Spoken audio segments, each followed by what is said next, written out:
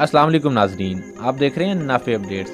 नाजरीन, पाकिस्तान और भारत हर मैदान में रवायती हरीफ की हैसियत से उतरते हैं, चाहे कोई भी मैदान हो, मैदान जंग या फिर खेल का मैदान। क्रिकेट हो, हॉकी हो, फुटबॉल हो या फिर जवानों का खेल कबड्डी ही क्यों ना हो, मगर भारत के इंतहा पसंदाना रवैया से दोनों जानिब के शायकीन को आपसी मुकाबले के लिए हमेशा किसी बड़े इवेंट का ही इंतज़ार करना पड़ता है।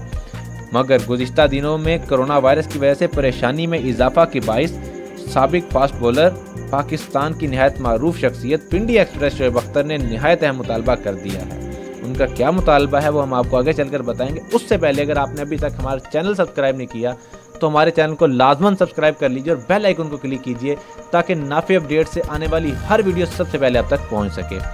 जी हाँ नाज़रीन, शोएब अख्तर ने मुतालबा किया है कि कोरोना वायरस ने जहाँ सारी दुनिया में हंगामा बर्पा किया है तो वहीं पाकिस्तान और भारत भी इससे शदीद मुतासिर हैं।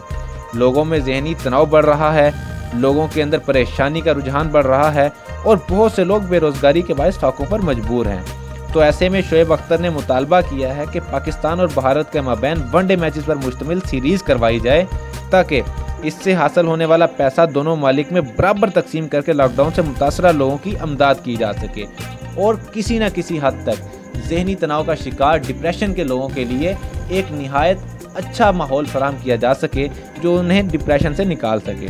नाज़रीन, शोएब अख्तर ने मुतालबा किया है कि इस तनाजुर में मुश्किलात के बावजूद खिलाड़ियों को खसूसी परवाज़ के ज़रिए से दुबई ले जाया जाए और फिर एक रोज़ा मैचेस की एक सीरीज़ मुनक्कद करवाई जाए जो कि 3 मैचेस पर मुश्तमिल हो।